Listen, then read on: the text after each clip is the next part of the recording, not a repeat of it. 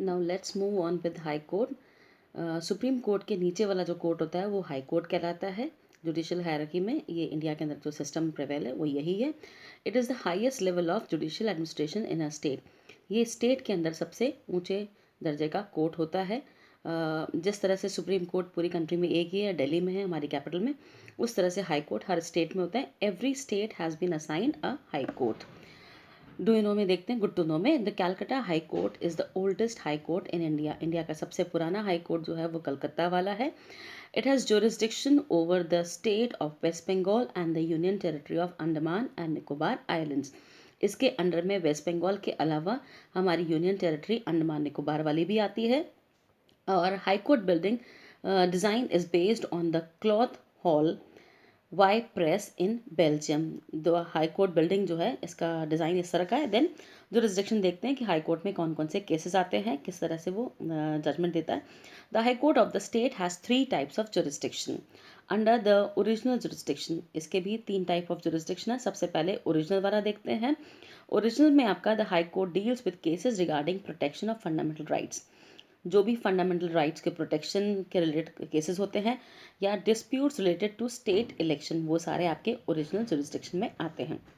फिर दूसरा आपका है एपिलेट जुरिस्डिक्शन, यानी अपील के जरिए। The high court has the power to hear appeals in civil and criminal cases against the decisions of a lower court. अगर लोअर कोर्ट के फैसले से लोग सहमत नहीं हैं, चाहे सिविल वाला हो चाहे क्रिमिनल वाला हो, तो वो अपील के जरिए हाई कोर्ट में जा सकते हैं। It can even reverse a death sentence given by a lower court to a convict. यहाँ तक कि अगर निचले कोर्ट के अंदर लोअर कोर्ट में डेथ सेंटेंस मौत की सज़ा दी गई है तो वो भी रिवर्स की जा सकती है।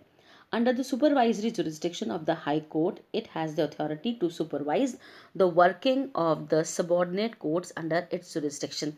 फिर तीसरा आपका है सुपरवाइजरी जुरिस्डिक्शन। यहाँ पर आप जो दूसरे कोर्ट्स हैं उनके फैसले को सुपरवाइज कर सकते हो। Like the supreme court, the high court is also a court of record.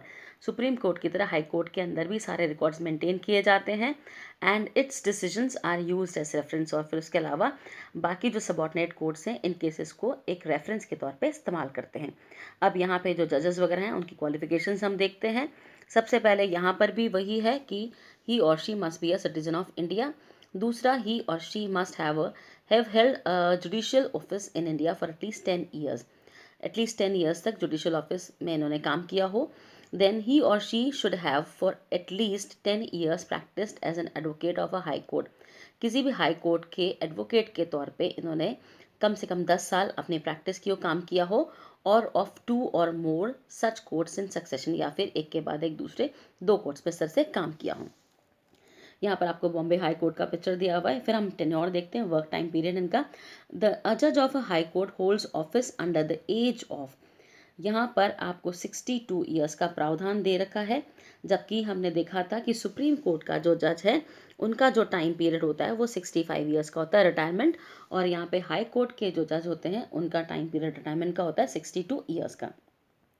He or she can be removed from office by the president through the process of impeachment.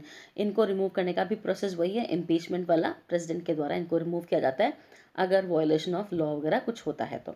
Then subordinate courts देखते हैं हम। In such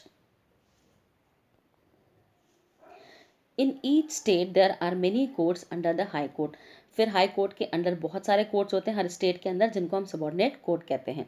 highest court for civil services cases in the court of the district जज is the district.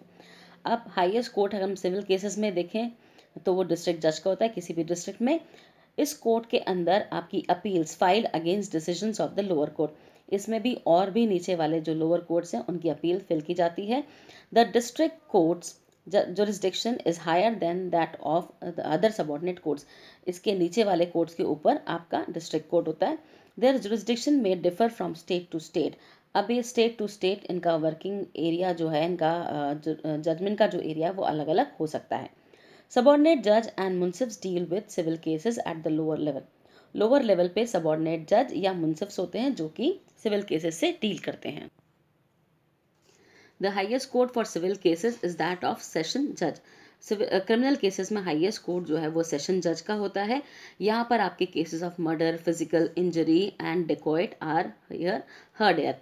Murder वाला case है, किसी को मार दिया है, फिजिकल इंजरी किसी को हार्म पहुंचाया फिजिकली, या कोई लूट खसोट का केस है तो वो यहाँ पे सुने जाते हैं। एट टाइम्स द डिस्ट्रिक्ट जज also works as a session जज। कभी कभी डिस्ट्रिक्ट जज भी सेशन जज के तौर पे काम करता है। This court can also award capital punishment. यहाँ पर आपको मॉनेटरी पनिशमेंट दी जा सकती है, death sentence after the high court approves it. और अगर हाई कोर्ट अप्रूव करता है तो डेथ सेंटेंस भी हो सकता है। फिर लोक अदालत देखते हैं एंड पब्लिक इंटरेस्ट लिटिगेशन क्या होता है। In recent years, Lok Adalats have been introduced for providing fast and affordable justice to the poor and the underprivileged. ये पिछले कुछ सालों में प्रोसेस में आई हैं लोक अदालत। ये बेसिकली फास्ट जजमेंट देती है और अफोर्डेबल जस्टिस देती है। जो गरीब लोग होते हैं, जो ऊंचे कोर्ट्स या महंगे महंगे वकील अफोर्ड नहीं कर पाते हैं, अंडर प्रिविलेज होते हैं, उनके लिए these courts provide justice quickly. यहाँ पे केसेस जल्दी सॉल्व किए जाते हैं that have been pending in other courts, जो बाकी कोर्ट्स में पेंडिंग रह जाते हैं। The first Lok Adalat met in Delhi in 1985 and solve 150 cases related to payment of compensation in a single day. जो पहली लोक अदालत वो दिल्ली में शुरू हुई थी 1985 में, और पहले ही दिन उन्होंने 150 केसेस जो कि पेमेंट को लेकर, कॉम्पनसेशन मुआवजे को देने को लेकर थे, वो सारे सॉल्व किए गए थे। अब PIL क्या है? इसको हम कहते हैं public interest litigation. Is filed by an individual और अ ग्रुप ऑफ पीपल। ये कोई एक इंसान भी फाइल कर सकता है या पूरा ग्रुप भी हो सकता है। सुप्रीम कोर्ट में या हाई कोर्ट में कंप्लेन कर सकते हैं। PILs are filed when public interest is undermined. जब भी कोई ऐसा इशू होता है जो कि पब्लिक इंटरेस्ट का होता है, यानी बहुत सारे लोगों को एक साथ इफेक्ट कर सकता है, इस तरह के केसेस होते हैं ये। और not even given due attention by any government action, या फिर गवर्नमेंट की तरफ से कोई इसको ड्यू अटेंशन नहीं दी गई है।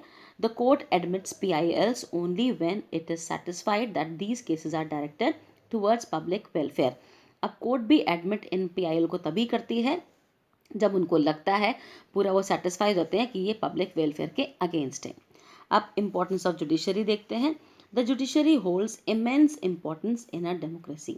आज की डेमोक्रेसी में जुडिशरी बहुत इंपॉर्टेंट प्लेस ऑक्यूपाई करती है। सबसे पहले इट गारंटीज जस्टिस, लोगों को जस्टिस की गारंटी देती है।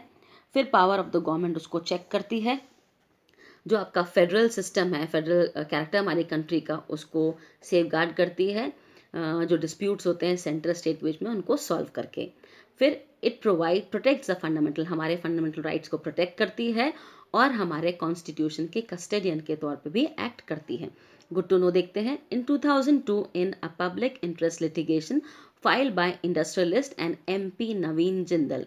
एक इंडस्ट्रियलिस्ट और MP थे नवीन जिंदल, इन्होंने 2002 में एक PIL फाइल करी थी। The union cabinet approved of an amendment in the constitution. यहाँ पे यूनियन गवर्नमेंट ने कॉन्स्टिट्यूशन में अमेंडमेंट करने का अप्रूवल दिया था, which allowed all non government organizations to display and host the Indian flag throughout the year. इसके according जितने भी नॉन गवर्नमेंट ऑर्गेनाइजेशंस हैं, उनको बोला गया था कि आपको इंडियन फ्लैग पूरे साल होस्ट करके रखना है। इंडिपेंडेंट जुडिशरी क्या होती है, क्यों इसकी इंपॉर्टेंस है? And independent and powerful judiciary is essential for the successful working of a democracy. कोई भी डेमोक्रेसी अगर प्रॉपरली सक्सेसफुली वर्क करना चाहती है तो जुडिशरी का इंडिपेंडेंट होना बहुत ज़्यादा ज़रूरी है, क्योंकि तभी ये सरकार के अगेंस्ट भी कोई काम कर पाएगी। The independence of judiciary is insured by the constitution. अब हमारे संविधान के अकॉर्डिंग हमारी जुडिशरी इंडिपेंडेंट है कि किस तरह से देखते हैं। सबसे पहले, the judiciary is neither a part of the executive.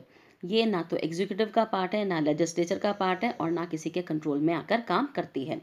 The जजेस of the supreme court and the high court are appointed by the president. Supreme court, high court के जजेस को प्रेसिडेंट अपॉइंट करते हैं।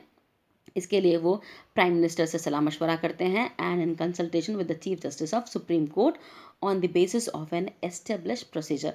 प्रॉपर प्रोसीजर फॉलो किया जाता है इनको अपॉइंट करने का।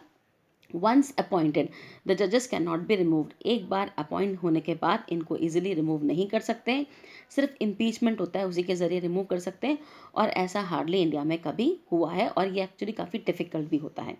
द जजेस are appointed for a fix period and their salaries, emoluments, service conditions and other allowances can not ordinarily be change or reduce. ये जजेस का अपॉइंटमेंट फिक्स पीरियड के लिए होता है।